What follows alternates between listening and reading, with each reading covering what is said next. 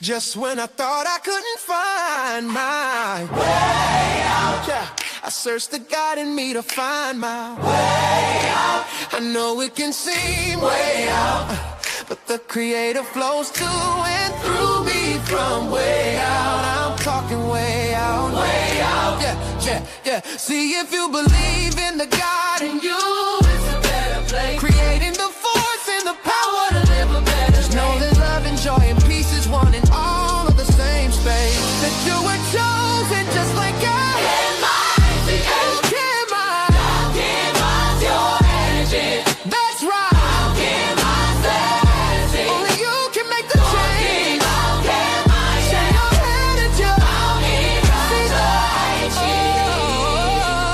shine so bright from darkness to light. Hey, hey, hey, hey. From darkness to light. Yeah.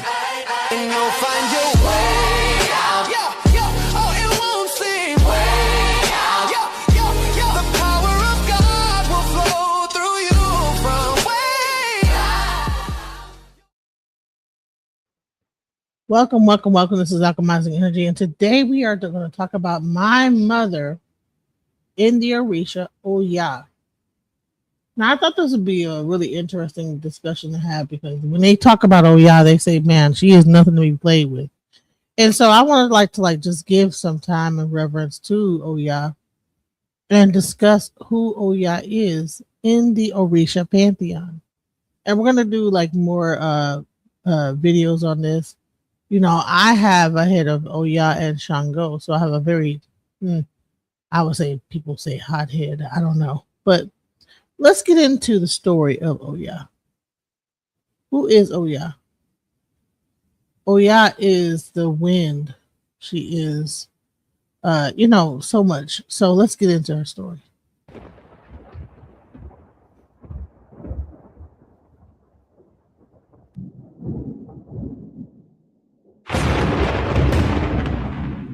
The sky darkens, the wind sharpens, and a restless energy begins to move through the air.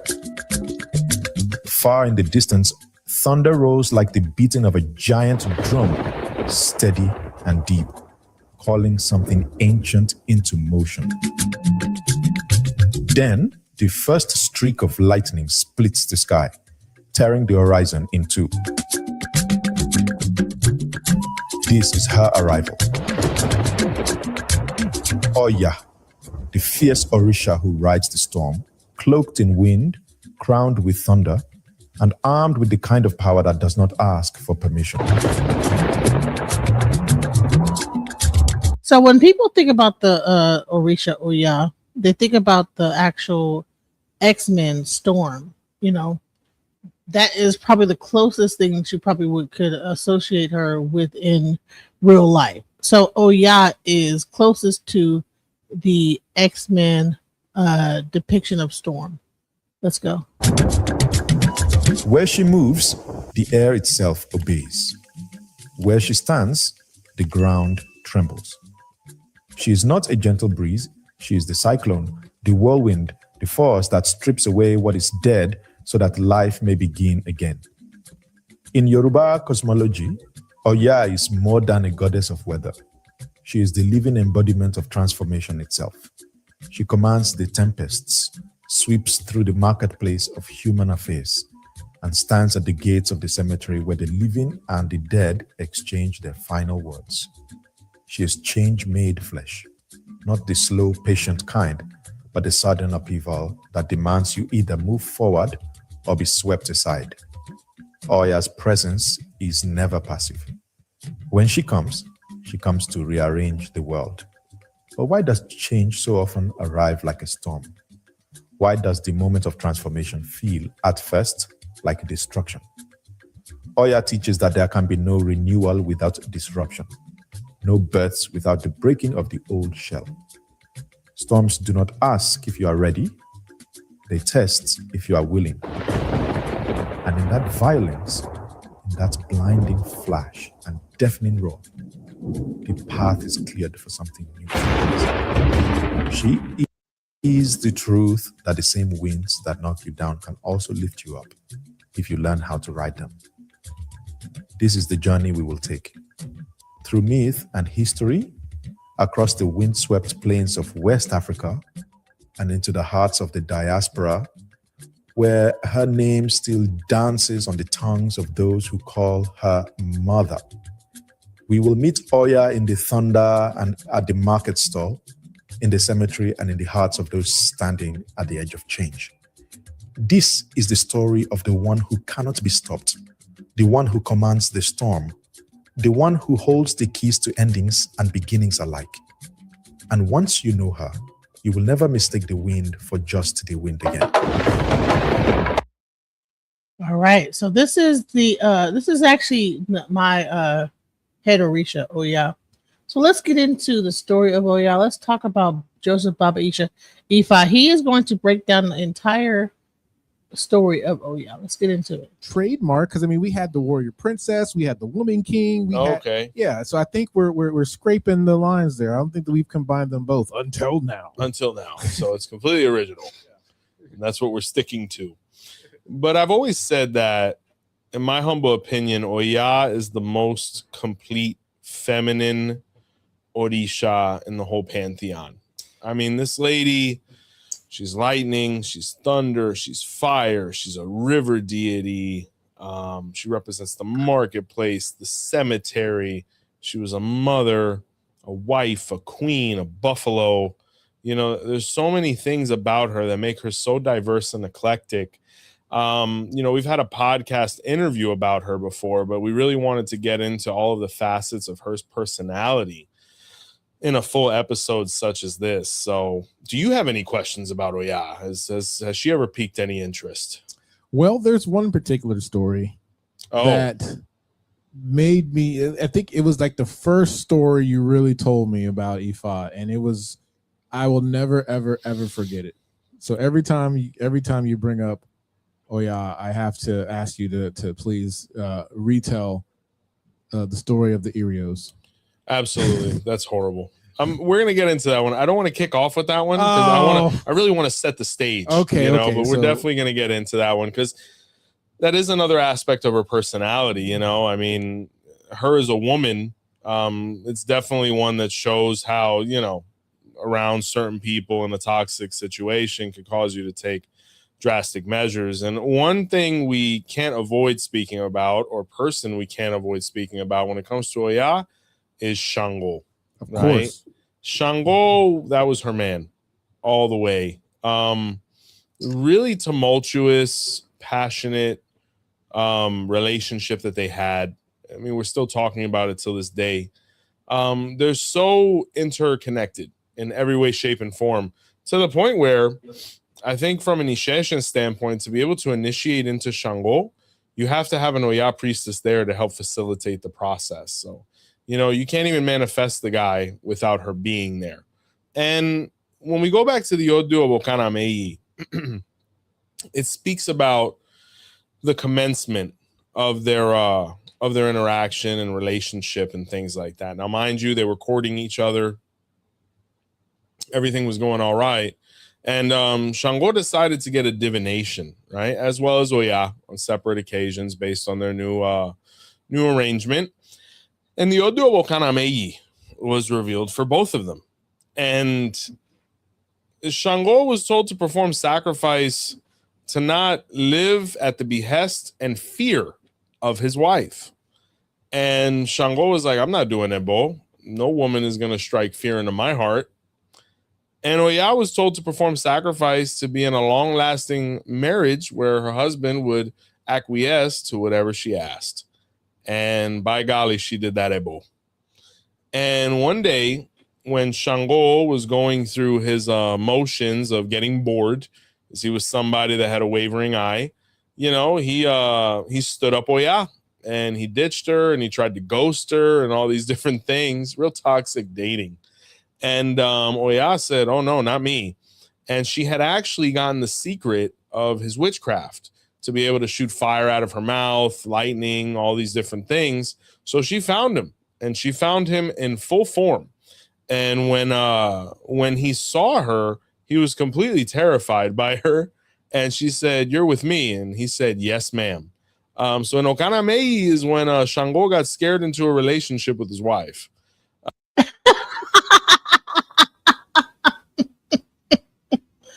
Imagine the story, right? That the man that she said, "You're with me." That Shango got scared, okay, into a relationship. All right. So Okana Meiji, let's get into what Okana Meiji is, right? In the Odu, Okana Meiji is the one principle of Odu in Ifa corpus. It's a powerful Odu associated with fire, transformation, conflict, impatience, survival, leadership, and the consequence of uncontrolled speech and anger. While it often brings the intense energy, it's also an Odu of tremendous potential when its lessons are mastered. Right? Key themes: fiery energy and passion, leadership and courage, speaking before thinking, argument and unnecessary conflict, destiny change through sacrifice, transformation through adversity, protection against enemies, learning self control.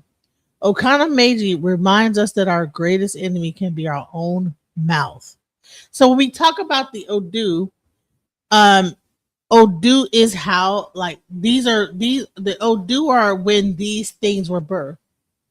When you talk about Odu, that means that these things were birthed during that particular Odu.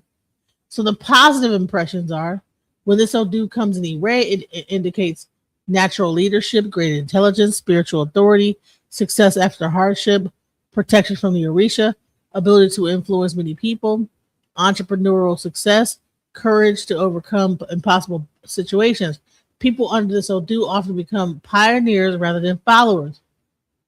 Negative expressions in Osogbo is anger, destroying opportunities, betrayal, court cases, violence, gossip, family conflict, broken relationships, financial instability caused by impulsive decisions, spiritual attack caused by envy. Many problems arise because words are spoken in the heat of emotion. This Odu is often described someone who speaks directly, hates injustice, doesn't tolerate disrespect. It's naturally courageous, can intimidate others without intending to, learns lessons through experience rather than advice. They usually have a strong intuition, but must learn patience. Main teachings: control your tongue. Words create destiny. Don't fight every battle. Not every insult deserves a response. Patience brings victory. Many losses occurred because decisions were made too quickly. Respect elders. Ignoring wisdom brings unnecessary hardship. Associated Orishas is Eshu, Ogun, Shango, and Oya. The dominant Orisha varies depending on the complete reading. So these are the actual, like, when you go into Odu, that when you get a reading by Babalawo and this sign falls, these are the characteristics of that sign. So when he's talking about Okana Meiji, this is what he's talking about. Okay. The Odu frequently advises against starting arguments, carrying weapons unnecessarily, making emotional decisions, lending money carelessly, trusting everyone with your plans, gossiping, and pride. Health: high blood pressure, head-related issues, stress, inflammation, burns. See, I'm showing you guys how the Odu is not just about like like in astrology, like it would be like, okay, well, this is what this is about, right? It might be all the physical aspects of it, but not like necessarily like, okay, high blood pressure, head, stress, inflammation, burns. So when a Babalawo throws this particular Odu, that means that particular person might be experiencing high blood pressure, head issues, stress, inflammation, burns, accidents involving metal or fire, liver issues, right? So when you get a reading from a Babalawo that this particular Odu falls under, this is how in depth that they will go based on this Odu. And this is also the Odu between Oya and Shango and their relationship.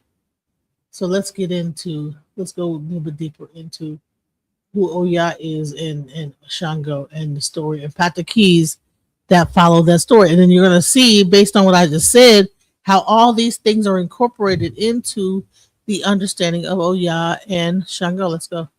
And he stayed with her out of fear. Until this day, they're still together, where they say that the only woman to ever dominate Shango completely and entirely was Oya.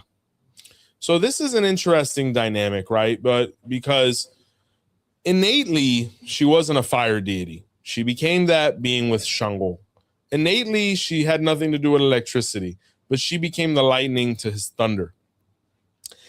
And this actually benefited him quite a bit, because one day Shango got sick, right?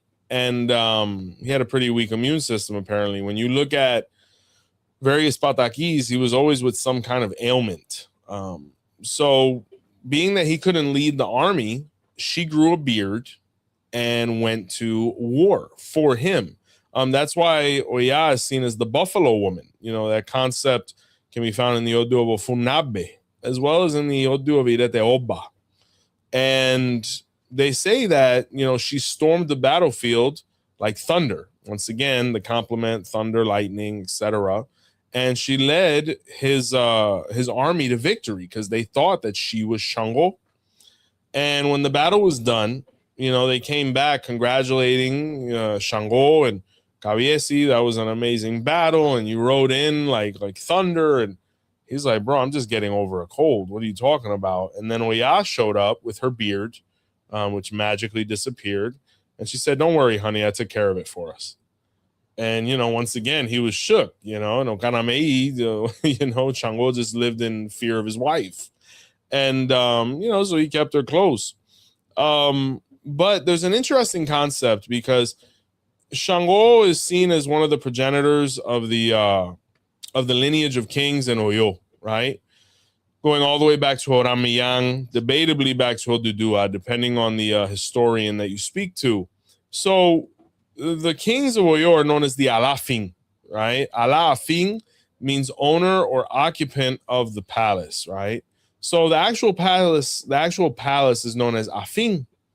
So the interesting thing is that represents Shango, right? It represents the palace, the crown, the royal throne.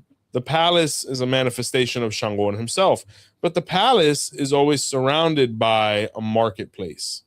And the word Oya and Oja are synonymous. The word Oja with a J means marketplace, and Y, with the one with the Y, means the Orisha Oya. And the reason they just changed it slightly is because they're synonymous. Because the same way Oya protected Shango in battle is the same way the marketplace surrounds the palace to protect it and create a layer or barrier. The same way Oya is the marketplace and Shango is the palace. So these two deities are completely interlocked. You know, they're some people would say toxic, some people would say star-crossed, but either way, they're always together, you know? So that's how she became queen. You know, we're also talking about a deity of the utmost regalness. You know, a lot of people associate the title Iyalode with Oshun.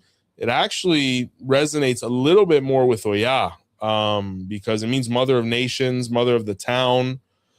And Oya, some would debatably say, was the first one to ever have that title. That's more of an Isheshe concept. So when we talk about Oya, she was a woman's woman, right?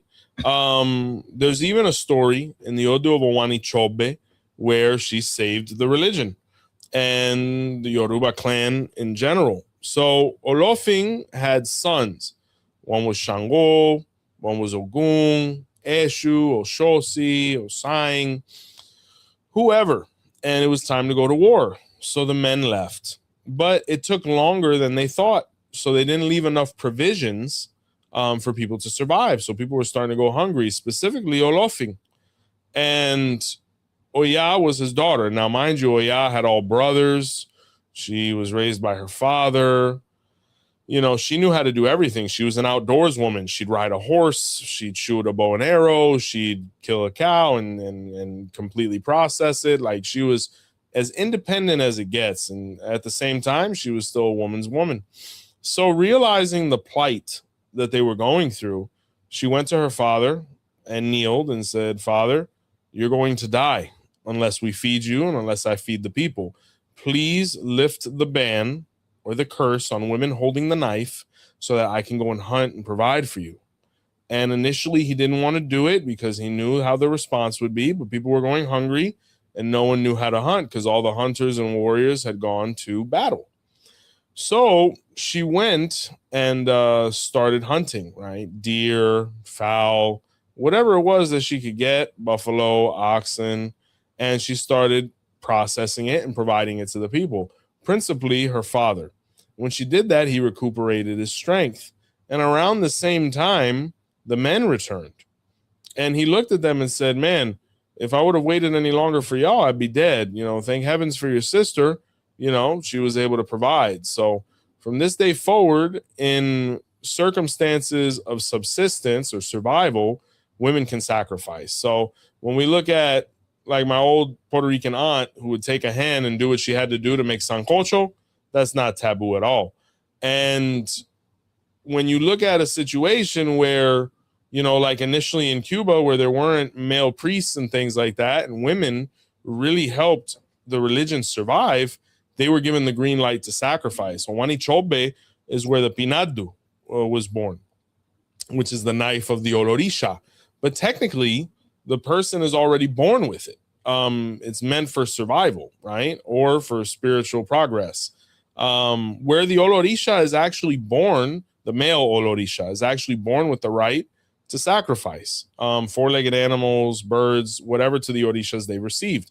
Now, where women are able to is obviously within survival mode or in the absence of male priests. Now, mind you, that's pretty far-fetched at this point, but we don't know what the future holds, right? And God forbid, we may be in a situation where there aren't any male priests in a certain place, and women are the ones who have to maintain the stability and survival of the religion like they have for centuries before.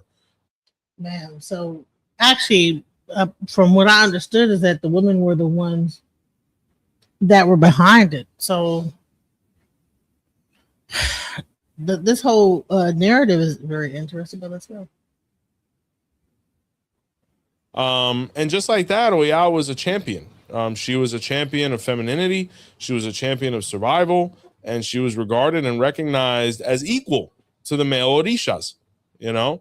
So when we look at this Pataki, you know, it shows just another layer of her personality and her ingenuity and her resilience. You know, we're talking about a princess who literally knew how to do everything and was able to save her palace and kingdom because of it. So, you know, she was a hunter. She was, you know, an archer. She was all these different things. And it served her well, and it solidified her in her place as most versatile of the female Orishas for sure. So wild stuff. You know what it reminds me of, Phil? You ever seen the movie 300, number 2? Yeah. What was the name of the lady that Mysticles was, or he was with? Oh God, I can't remember. The one with the black, I kind of, when I think of OYA, I think of her. You know, and she would go to war and stuff like that, because OYA was all those things, you know? Yeah. Yeah. So definitely, if you haven't, definitely watch that movie. That'll give you a good idea of OYA as well. It's for adults, by the way. And but definitely another aspect. Now, the story that Phil is persisting on me saying shows another aspect of OYA's character, which isn't as flattering. So before we get into that, I want to play this. This is gonna go into OYA as well stories. Let's go.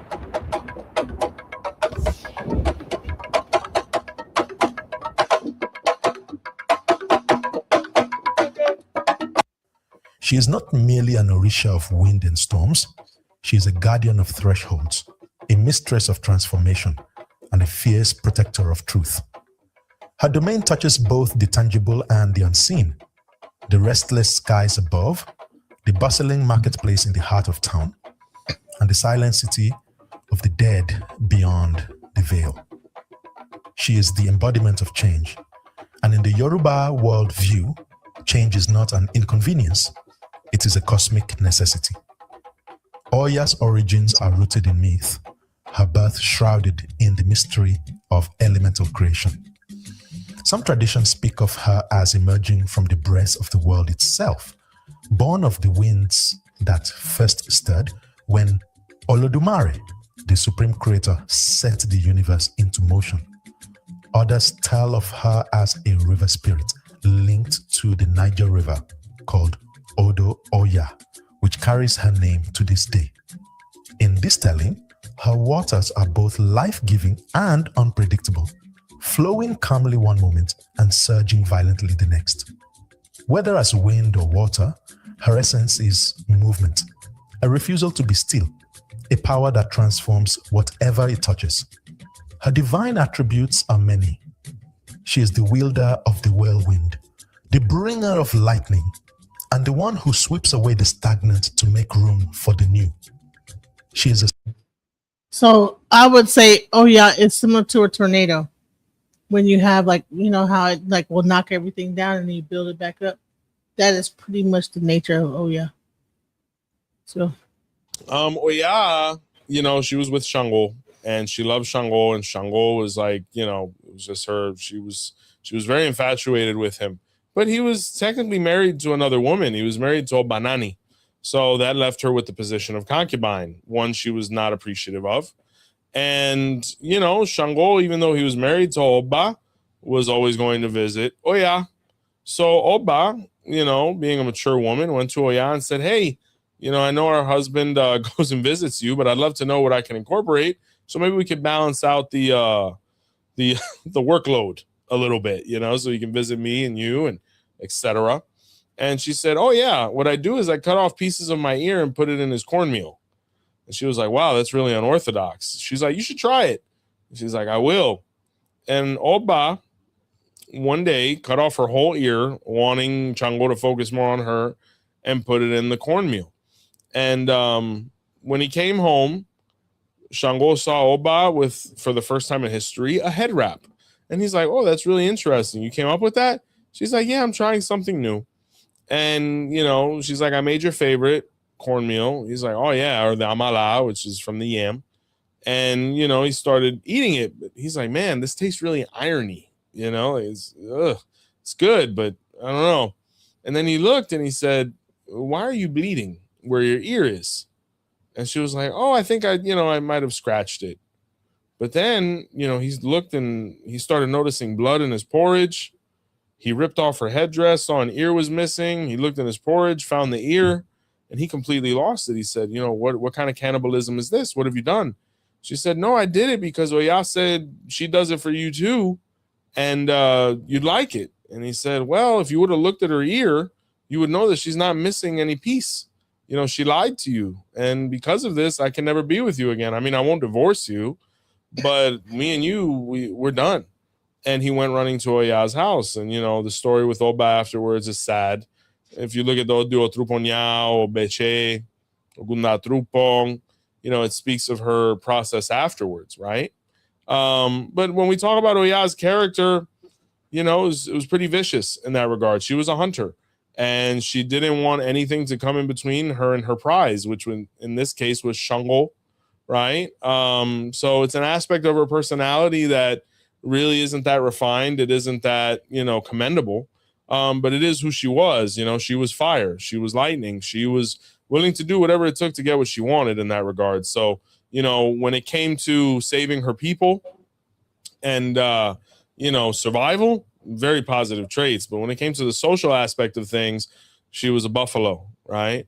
Oya as well showed a similar behavior in the Odu of Irete Oba, or Irete Obara, or Irete Oba Biye.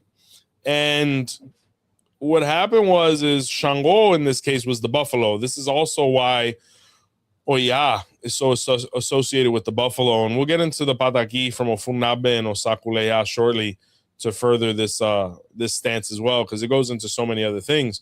But once again, if you notice from all these stories, it's Oya, Shango, Oya, Shango, Oya, Shango. They really defined each other, going all the way back to Okanamei. They loved each other, but they feared each other. I can't even say it was necessarily respect. It was that they, you know, they lived in constant caution of each other. And so in the Odu Irete Oba was where Shango was a buffalo. And he had actually gained this talent from OYA. OYA taught him quite a bit as well, and she taught him how to become a buffalo as well. So, based on his condition of buffalo, he had a bunch of partners, right? But OYA was very jealous, and she didn't want him with anybody else, ergo the story we just told about Oba. So she started doing witchcraft to him, which was the only productive thing to do. And he started feeling the effects very negatively to the point where he fell comatose. So days went by. Shango wasn't leaving his bedchamber. People started getting worried. They're like, is he dead? So the only one who went in there to see him was Yemaya.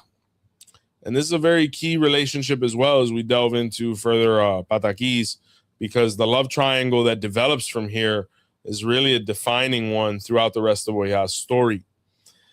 And when Yemaya went in, she saw Shango half dead. She called Orumela, divination, that Oba was revealed. Ifa told them that they needed to perform sacrifice to Ori or an Ibori with beef, specifically a nerve from a bull. And that's actually a very important head rogation for anybody who is Irete Oba. And when they did the head rogation, Shango sprang up as if, a moment had passed. And he saw Yemaya and Orula, and he said, what are you guys doing in my room? And Orula said, this lady came and found me because she found you half dead, and, you were like comatose, and, we don't know what's going on with you, but Ifa said to do this, and we did, and here you are again. But it says that it was a result of witchcraft. So do you know anybody that might want to do witchcraft to you? He said, the only person I can think of is my girlfriend. I don't spend as much time with her as I should, but to be honest with you, she's getting a little toxic, and I don't know if it's healthy. I'm scared she's going to hurt me. And Orula was like, she probably is. And, he was very grateful of Yemaya. Yemaya nursed him back to health, facilitated all of his ebos. And, they ended up actually falling in love with each other. And Yemaya said, hey, I really can't deal with your past. So I'd like to move somewhere, maybe closer to where I'm from, so that we can have some peace and be able to, develop a relationship. Because as long as we're here and people see us together, this other woman that you were with is not going to let this go. So it's probably best that we move, and apart from that, to fully solidify her not being able to affect you, you should probably initiate into Orisha as well. And he accepted all of it and followed all of her advice. And just that happened. Shango initiated into Yemaya, or not into Yemaya, he initiated into Orisha, forgive me. And him and Yemaya went back to where she was from to be able to start a life, and they were very happy and did so. And Oya, from that day forward, always cursed Shango, but being that it was out of sight and out of mind, it wasn't able to have the effect she was looking for. So, once again, showing this behavior of whatever it takes. But now we have this other player in this game, which is Yemaya, right? And even though it doesn't necessarily follow the storyline chronologically, it is a revolving door to a certain degree. One quick thing about Oya and Yemaya, right? Innately, they didn't have any issues. There is a pataki that's floating out there, and this may be in the Oduobo Sakuleya. I don't know. But where originally, supposedly, Oya was the owner of the cemetery, or Oya was the owner of the ocean, and Yemaya was the owner of the cemetery. Once again, very debatable pataki. I don't know how authentic it is. I'm not saying it's not, but this is just what I'm deducing, because I haven't gotten a definitive answer from all my brothers and colleagues as to where this is. But it might be Osao Gunda based on the characteristics. And Yemaya wanted a different domain. Oya was very happy, but she looked up to Yemaya. And, Yemaya manipulated her into switching places, because when Yemaya brought Oya to the cemetery, it looked lofty and spacious, and it had acreage and all these different things. And Oya was like, yeah, I could work with this. I'm really tired of the ocean, not realizing what she had was so valuable. So they did the switcheroo. And Oya, when she actually walked into the cemetery, realized, hey, this isn't the place to be, but she couldn't undo it. And Yemaya was perfectly happy by the seashore, selling seashells.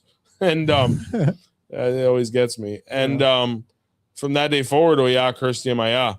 But there's an interesting thing here, is that a lot of people say Oya is the owner of the cemetery. Well, based on this pataki, technically, she even if she does own it, she only is on the perimeter. Oya is actually characterized by the fence that always surrounds the cemetery. Who actually lives in the cemetery is Oba and Yewa, specifically in the grave. And the person who funnels in and out is Babaluaye or San Lázaro, who brings the bodies. So it's ironic because, Oba kind of always looked at Oya and said, hey, look what you did to me, and now look where you are, and they had to look at each other all the time. So once again, Oya, it showed a little bit of her impetuousness. It showed that, another thing is Oya is actually recognized as one of the younger feminine deities. I mean, I was just about to ask you that. Is she an older one or a younger one? She's actually viewed as younger. This pataki kind of views Yemaya as an older woman or an older sister. And then if you look at the Odu of Okanasode, it speaks of when Ochung and Oya had a fruit business. And things were going very well, so well that they were actually assaulted, right? And they were actually going to take advantage of Oya. And instead of doing that, Ochung manipulated them into being with her instead to protect Oya's womanhood, right? And Ochung became pregnant from the situation, and Oya said, "I'll raise the child as if it's mine," and that's why Okana Sode says, "No hay Ochung sin Oya, ni Oya sin Ochung." That's why we, the children of Ochung, are born with Oya. When we initiate into Oya into Ochung in the Lukumi context, Oya is one of the deities along with Agayu that comes in. There was always very positive interactions between Oya and Ochung, always. And if there wasn't, it was because of Chango. God bless him. But there's other Odus as well. Like when you look at the Odu Ochebara, when Ochung was accused of being infidelitous to Chango and having triplets, she actually left her children with Oya. And Oya tried her best to take care of the kids, but being that she only had two, breasts, she couldn't give the third one the attention he required, who was Idou, and he ultimately transitioned due to lack of nutrition, right? No. But once again, when we talk about maternity, Oya had a very maternal presence. I mean, when you look at a buffalo, whether it's the more common American one or the one that you see in Africa, a very maternal animal. It was really a mother's mother. I mean, she would grow a beard if she needed to provide for her kids and protect her kids. That fierce maternal protective instinct that comes from Oya as well. And she learned it possibly from Ochung because of what Ochung was willing to give to protect her. So, and if you look at the Odu of Ochebara, it speaks of when actually Oya was married to Agayu at the river, right? And they kind of lived there. And if you look at the Odu of Osameji, it was actually where Oya saved Agayu, because Agayu was a gentleman that was a little abrasive. He was a little bit of a bully. He was a little arrogant. He liked to throw his weight around. And because of it, the other guys in the village said, yo, we're going to off him. It's time for him to go. He has no respect. So they basically pulled like a Shrek or a Frankenstein, and they all started chasing him with pitchforks. Like, we're going to kill you. So he started outrunning them, but, everybody gets tired. So he was taking a breath in the middle of the jungle, and Oya was there, and she's like, what's up with you? And he's like, yo, they're going to kill me. I think I've misbehaved. And she's like, all right, well, how about this? Let's switch clothes and run in opposite directions. And when he did that, Oya dressed as a man, which was a pretty common thing. And Agayu dressed as a woman, and he put on a skirt of 9 colors, and he kept running. And when the attackers saw Oya, they thought it was Agayu, and they went running after her. But when they caught her, they're like, you're not Agayu. She's like, I know. And actually, they met up later, and they actually started a relationship. That's why Oya plays such a huge role in Agayu's initiatory rites and vice versa. But there's this really amazing concept. And the movie Sinners, right? Still haven't had a chance to see it. Oh. Forgive me, Michael B. And but there's a concept there where what's his name? Smoke? Yep. Smoke and Stack. Yeah, Stacks was the more Italian one, like from North Side, and I think, or vice versa. He was more flashy one, and then Smoke was like more Irish influenced or whatever. And, you know, there's an amazing concept. I think his wife's name was Perline. Yep. Yeah, I've been watching too many shorts. I just need to watch the movie. And, but, you know, the concept there, when you look at that parallel, is the woman protecting the man. You know, when we look at Afro-descendant people, you know, whether it's in the Caribbean, the motherland, New World, United States, the feminine stability and foundation that women have provided, it was always the women protecting the men. You know, we have this false assumption that men actually protect women. Now, don't misconstrue me. You know, we protect each other in different ways, but the way a woman protects a man has to learn how to do that, where a woman does it very naturally. Like if you look in the movie, she's doing hoodoo for him. She's getting him prepped. You know, she's protecting him. You know, she represents all that he never had. And OYA did that for a lot of different relationships and men. She did it for Shango, which is the marketplace protecting the palace. She did it for Agayu when she gave the skirt to be able to protect him spiritually, where those cloths represent, you know, her protection. You know, it's a really comforting concept of the maternal, you know, support and protection that has always been innate within our culture and all of the ones that derive from it. Oya is seen as one of the younger deities for sure. They say that her first date was with Obaluaye. And, you know, she really was enamored with him. I mean, to the point where if you look at the Odu of Irete Oshe or Irete Unfa, or Iruekun, as it's known, you know, she lived at the gate of the cemetery, and she would always receive Babaluaye into the gate to be able to deposit the body. It's a metaphor for, you know, when they were in a relationship, and she was very happy with San Lázaro because, you know, he was able to alleviate all her frustration with having this newfound kingdom that she knew nothing about, that she had got tricked into getting. Oh yeah, right. Really tumultuous love life. Otherwise, I mean, originally they say she was married to Ogun. Ogun was a workaholic. She wanted to actually be much more emotional and spend more time and things like that. You know, Ogun was kind of monetized at that point. He was like, I just need to provide and protect and whatever, not realizing that, you know, husbandry takes so many other facets to keep a happy wife and home. You know, she started having a wavering eye for Shango, who had negative intentions because he wanted to avenge his father, Obatala, based on Ogun's improper and unvirtuous actions in the Odu of Eyobe. So they say that this epic that now ensues from this love triangle is, you can find in Osakuleya, Ofunabe, and Ogundabara, actually. You know, where Ogun and Shango started a war in Ogundabara over Oya. Where Olofin, you know, had to step in and say, hey, I got to mediate this because you guys are going to destroy the world. I can't have that. And he asked Oya, he said, who are you happy with? She said, I want to be with Shango. You know, he left his wife. I left my husband. You know, it's us. And Olofin looked at Ogun and said, my son, I'm sorry, but, you know, she doesn't want to be with you no more. Whether you want to grant the divorce or not, like, you know, it is what it is. And he said, no, I'm not granting the divorce. And she can go. But I cursed her to never be able to give Shango a child. And they say that, you know, they tried for like 9 years to, it's a very indicative number, 9 years to have a child. Because some people say that Oya, up until that point, had already had 8 sons with Ogun, right? And she was trying to have a baby with Shango for the longest, and she couldn't. And, you know, she was getting a little frustrated because in some versions she had the kids with Ogun, and other versions she didn't. And she's like, yo, I want to have a kid, like, or I want to have a kid with you, or I want to have a kid with your bloodline. And Shango said, I don't know how we're going to be able to remove the curse from Ogun, but if the bloodline is what you're worried about, or that legitimacy for the son to come, you know, maybe we could reach out to my brother Orishaoko.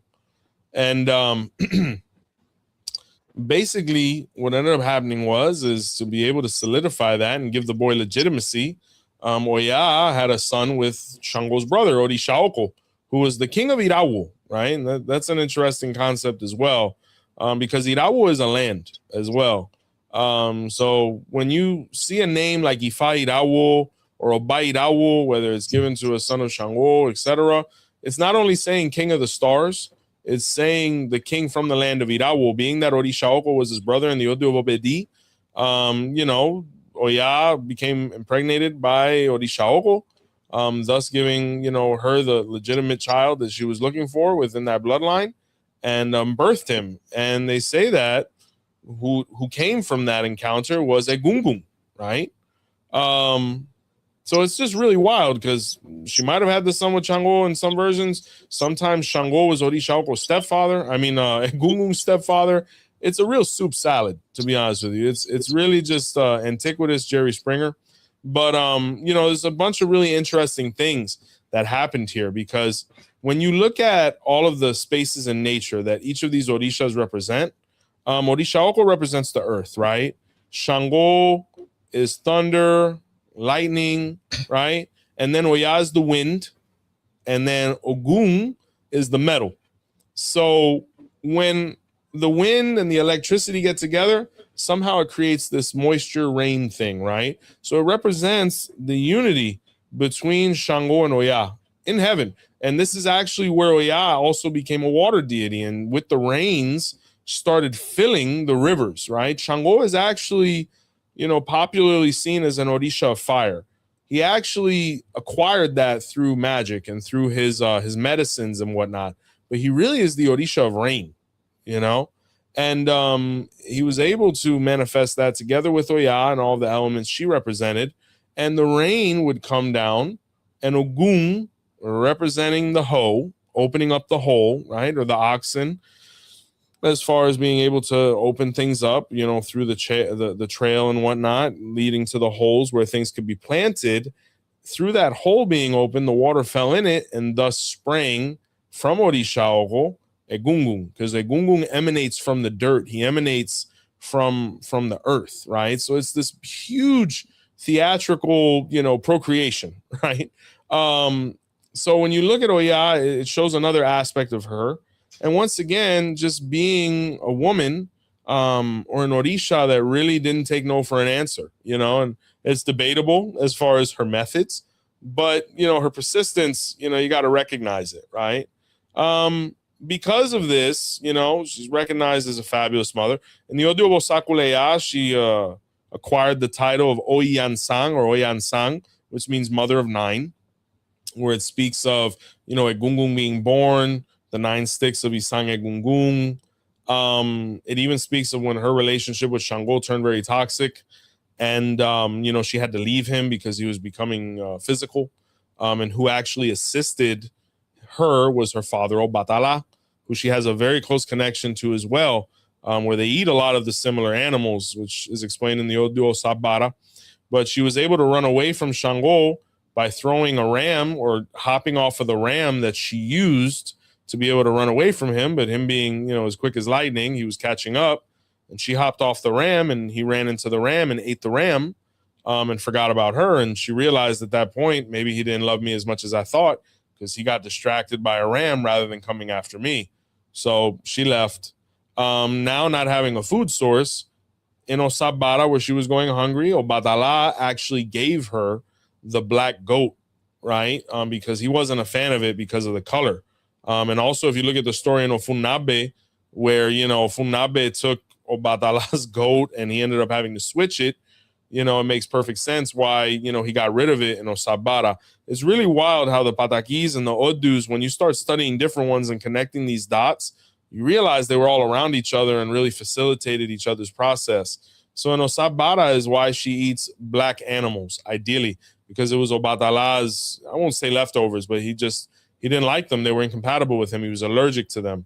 So, but it speaks of her once again as a daughter, being in that aspect of being a really wonderful daughter, whether it was to Olofing or Obatala and all of the things she had went through. I mean, as far as the betrayal with Yemaya, once again, going back to the Odu Sakuleya, Shango started even having a wavering eye with someone other than her.